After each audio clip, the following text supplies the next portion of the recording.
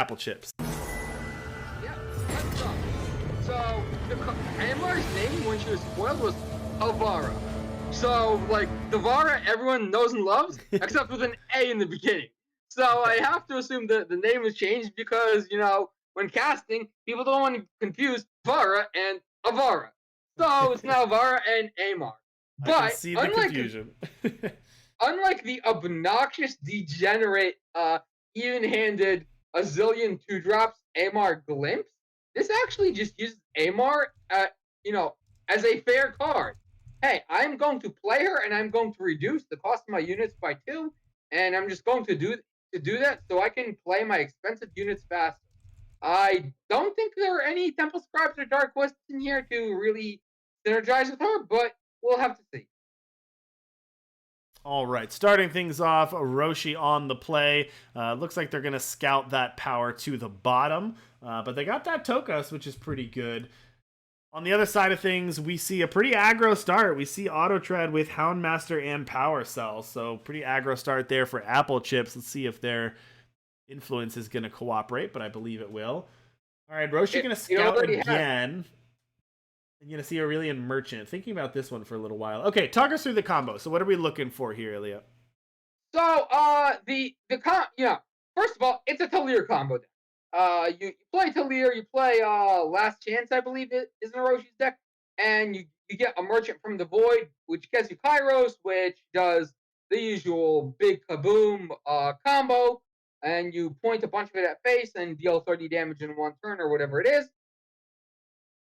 As for Imar, she's a lot more of a fair card in this deck. Just, hey, I'm a 2-1 that reduces the cost of units by 2. Answer me, or I'm not much faster.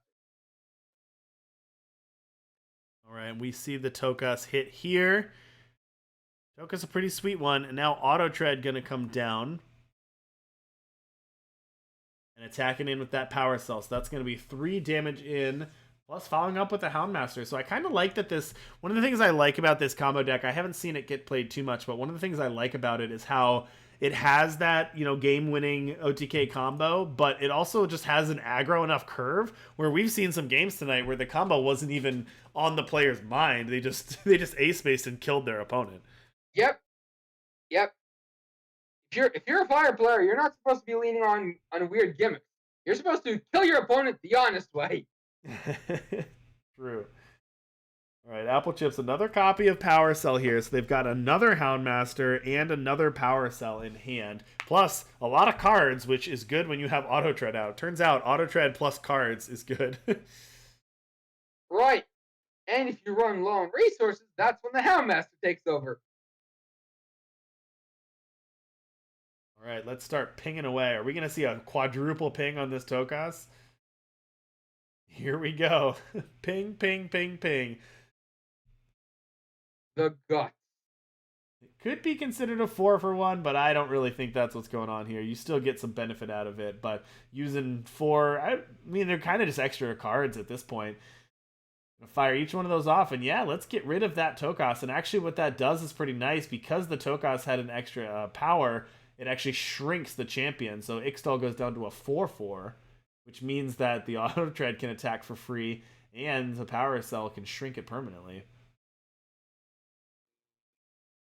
Although, when an enemy unit dies, you get an extra one, so it did shrink it, but it actually kind of undid the damage and ramped Roshi there too. A little awkward. Yeah, and unlike so many other units with Ixtal, oh my gosh, the Twilight Hunt. Saying goodbye to this Auto Tread. 8-7, charging. Oof. Well, not charging, but killer, overwhelm, dinosaur. Yeah, that's pretty good. All right, Amar the draw also. Yeah, I was confused with the name thing because I think that's the first time in my life I've ever seen a card that like people talked about's name change just sort of under the radar before it came out, and then people started talking about Amar, and I'm like, what is Amar? What are you talking about? And then I saw it, and I was so confused. Yeah, what the heck? I thought I get why. I totally get why, but I was very confused. Made all my my tweets just be really out of date very quickly as well. Definitely. Boom! Look at this damage. 16 damage to face. Gonna put Applechips Yep. down to 6. Oof. As it turns out, fatties still have value when opponents don't run removal. Yeah, that's pretty good. That's a lot of damage on board for Roshi.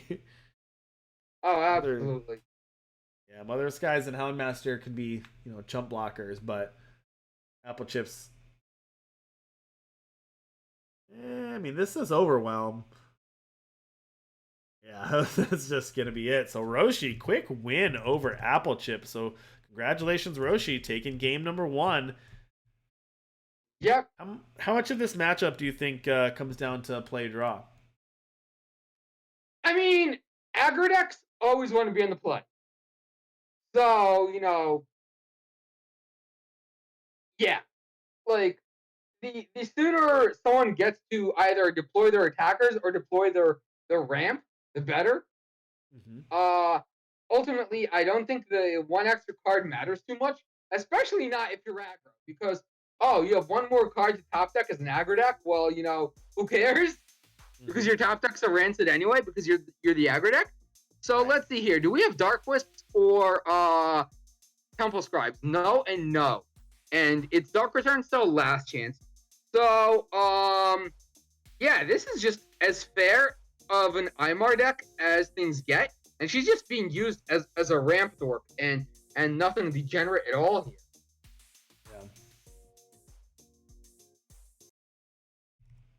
Yeah. It also makes me think of a little bit of when you think about aggro decks versus sort of mid-range decks. One of the things that always stood out to me was one of the worst things to do if you're an aggro deck. One of the worst matchups that you have is a deck that goes slightly bigger.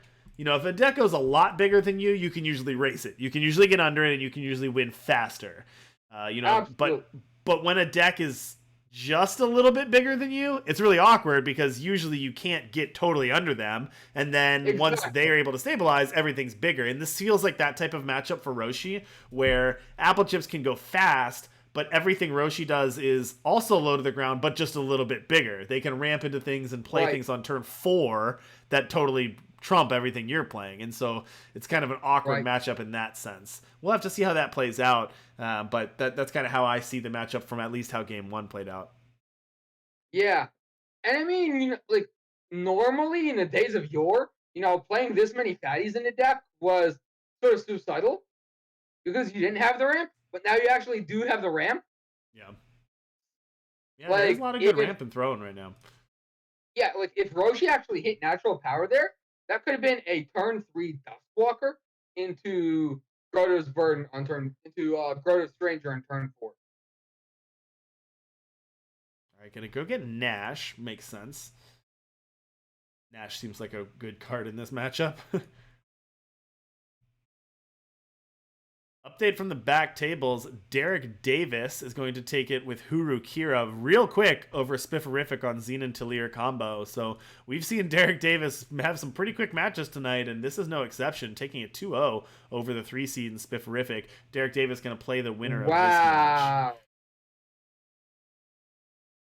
That was quick. Yeah, very quick there. All right, going to be able to play out Duskwalker plus 2 maximum power at night. So Roshi going to have lots of power going into this next turn, if that survives. Now, Roshi does have a Blazing Salvo and a Torch. So how important is that Duskwalker? Are we going to fire off 2 removal spells to get rid of it so that Roshi doesn't have 2 power this upcoming turn? The question is, what else are you spending that interaction on? Because if you leave it out, like, that threatens so much. Mm-hmm. But if you blow your resources on it, then what are you doing next? You're not winning. Yeah. Through 21 life just racing. So I'm not sure how I like any of this. Yeah, it just doesn't seem great matchup for Applechips here. So yeah, gonna spend those resources taking out that Dustwalker, but power off the top for Roshi, and then allows to play the Nash, which takes out the Mother of Skies, And now there's an active Nash on board. And now, again, Applechips has to play defense, has to try to stop and disrupt what Roshi's doing. And I'll tell you what, I haven't played with Applechips' deck, but what from we've seen tonight, this deck does not play defense against a deck like Roshi's very well. No, it doesn't. You're playing fire aggro. You're like blocking. What is red aggro is not meant to block. No.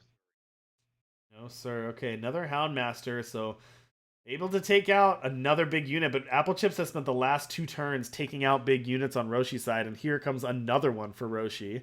Let's just play another one. And then Dark Return back the Duskwalker. Talir coming up here soon.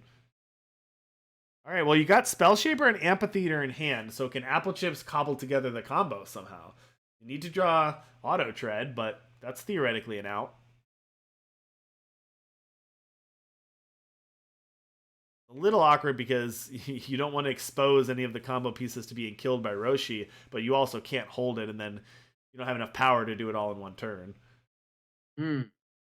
Well, for starters, I think that. Oh, right. Okay, opponent's turn.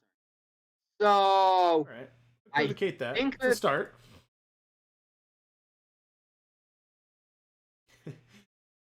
Well, flipping it into a Reality Warden isn't great. No, it isn't. All right, here comes Amar. That's going to make everything cheaper.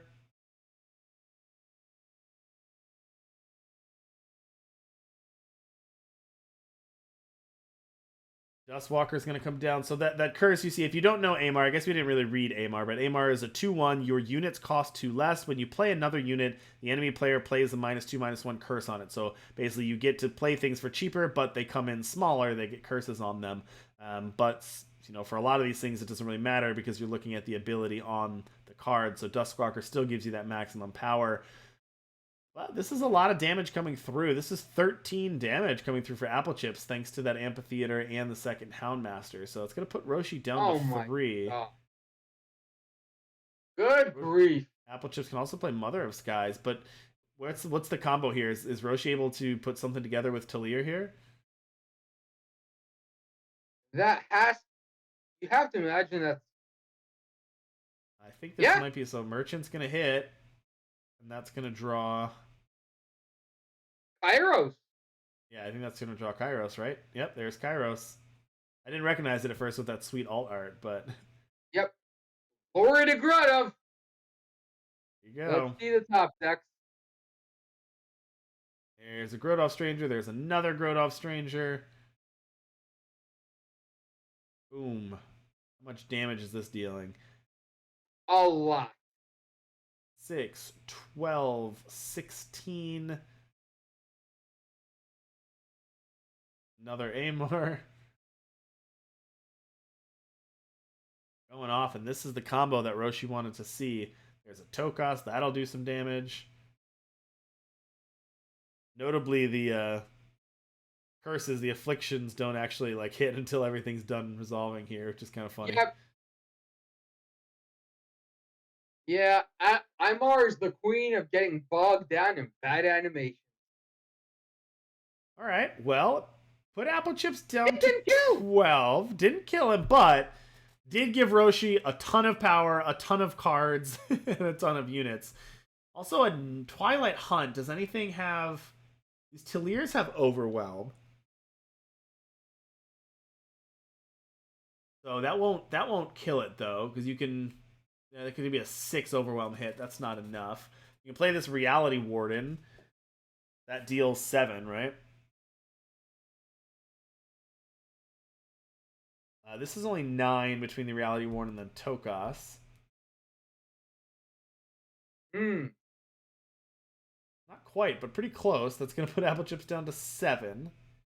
I don't think Roshi can win. Oh, yeah, wait. Twilight Hunt does. No, it doesn't. Not quite. No, not quite.